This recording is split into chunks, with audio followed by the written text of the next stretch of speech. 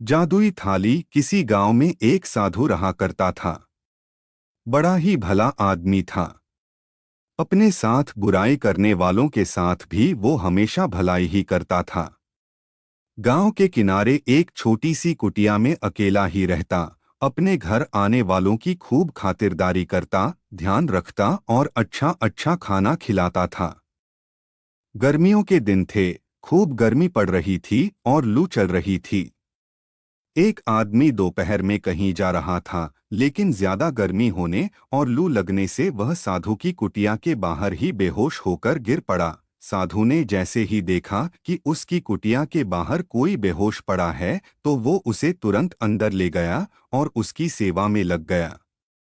पानी पिलाया, सर पर गीला कपड़ा रखा और हाथ के पंखे से काफी देर तक हवा की, तब जाकर उसे होश आया। होश आने पर उस आदमी ने साधु से कहा कि मैं बहुत भूखा हूँ, कृपया करके कुछ खाने को दे दीजिए। साधु ने कहा ठीक है, मुझे थोड़ा सा समय दीजिए। कुछ ही मिनट में साधु ने बहुत बढ़िया बढ़िया ताजे पकवान खाने के लिए परोस दिए। उसने ताबड़तोड़ खाना खाया और फटाफट सारे पर पकवान चटकर गया। वह आदमी एक चोर था जो दोपहर में सुनसान देखकर चोरी करने के लिए निकला था। खाना खाने के बाद चोर को इस बात की हैरानी हुई कि साधु ने इतनी जल्दी खाना कैसे तैयार कर लिया। उसने साधु से पूछा, महाराज जी यह बताइए आपने इतने कम समय में खाना कैसे तैयार कर लिया। साधु ने चोर को बताया कि मेरे पास एक चमत्कारी थाली है। इस थाली की मदद से मैं पल भर में जो भी जी चाहे खाने के लिए बना सकता हूँ। चोर ने हैरान होकर पूछा, क्या आप मुझे वह थाली दिखा सकते हैं? मैं यह सब अपनी आंखों से देखना चाहता हूँ। साधु अंदर गया, एक थाली लाकर चोर के आगे रखी और कहा, मुझे केले चाहिए। थाली तुरंत केलों से भर गई। चोर हैरान रह गया और उसके मन में थाली के लिए लालच पैदा हो गया। उसने साधु से पूछा, मान्यवर क्या मैं आज रात आपकी कुटिया में रुक सकता हूँ? साधु एकदम से राजी हो गया। जब साधु गहरी नींद में सो रहा था तो चोर ने थाली उठाई और वहां से चंपत हो गया। थाली चुराकर चोर सोच रहा था कि अब तो मेरी मौज ही मौज है, जो भी जी चाहे थाली से मांग लूंगा। उसने थाली अपने घर में रखी और थाली से कहा, मुझे टंगड़ी कबाब चाहिए। मगर थाली में कुछ नहीं आया। फिर उसने कहा, मुझे मलाई चाप चाहिए। थाली अभी खाली थी। चोर ने कहा, सेब लाके दो। थाली में फिर भी कुछ नहीं आया। चोर को जितनी भी खाने की चीजों के नाम याद थे उसने सब बोल डाले, लेकिन थाली खाली की खाली ही रही। चोर तुरंत भागता हुआ थाली लेकर साधु के पास गया और बोला, महात्मा भूल से मैं आपका बर्तन अपने साथ ले गया। मुझे माफ कीजिए, अपना बर्तन वापस ले लीजिए। साधु बिल्कुल नाराज नहीं हुआ।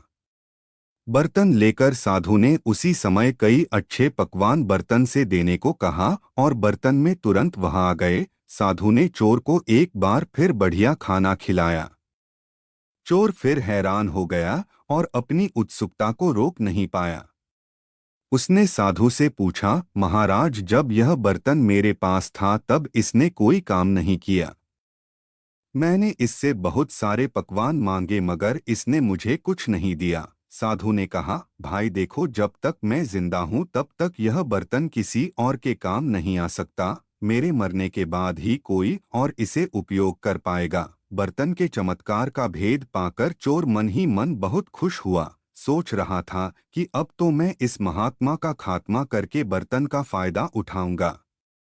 अगले दिन चोर फिर साधु के घर आया और साथ में घर से खीर बनाकर लाया। वह बोला, महाराज आपने मेरी इतनी सेवा की है, मुझे 2 बार बहुत लाजवाब स्वादिष्ट पकवान खिलाए हैं, इसलिए मैं भी आपकी कुछ सेवा करना चाहता हूँ। मैं आपके लिए खीर लाया हूँ, कृपया आप स्वीकार कर लीजिए। साधु ने बिना किसी संकोच के चोर की दी हुई खीर खाई और चोर को धन्यवाद किया। कहा, तुम्हारी खीर बहुत ही स्वादिष्ट बनी है। चोर खीर में जहर मिलाकर लाया था। खीर खिलाकर चोर वापस अपने घर चला गया। रात होने पर वापस साधु की कुटिया में आया, थाली को फिर से चुराने के लिए। उसे पक्का यकीन था कि जहर से अब तक तो साधु का काम तमाम हो चुका होगा। चोर जैसे ही थाली की ओर बढ़ा तो उसे किसी चीज से ठोकर लगी। आवाज सुनकर साधु ने आंखें खोली और उठकर चारपाई पर बैठ गया। बोला, कौन है भाई? चोर की हैरानी का तो ठिकाना ही नहीं रहा। वह बड़ी हैरानी से बोला, महाराज आप अभी तक जीवित हैं? साधु बोला, क्यों भाई, तुमने यह कैसे सोच लिया कि मैं जीवित नहीं हूँ? चोर ने कहा, मैंने दोपहर में आपको जो खीर खिलाई थी उसमें बहुत तेज जहर मिला हुआ था। मैं तो यही सोच रहा था कि जहर के असर से आप मर चुके होंगे। साधु ने कहा, देखो भाई, मैं निस्वार्थ भाव से लोगों की खूब सेवा करता हूँ और सच्ची निष्ठा से भगवान का जप भी करता हूँ, साथ ही योगाभ्यास भी करता हूँ। इसलिए मुझे यह आशीर्वाद प्राप्त है कि कितना भी तेज जहर क्यों ना हो मैं उसे आसानी से पचा सकता हूँ। किसी भी जहर का मुझ पर कोई असर नहीं होगा। चोर ने निराश होकर कहा, महाराज मैं तो आपको मारकर आपके पतीले का लाभ लेना चाहता था, लेकिन मेरी यह इच्छा पूरी नहीं हुई। संत ने कहा, भाई मैं इसमें क्या कर सकता हूँ, तुम्हारी किस्मत ही अच्छी नहीं है।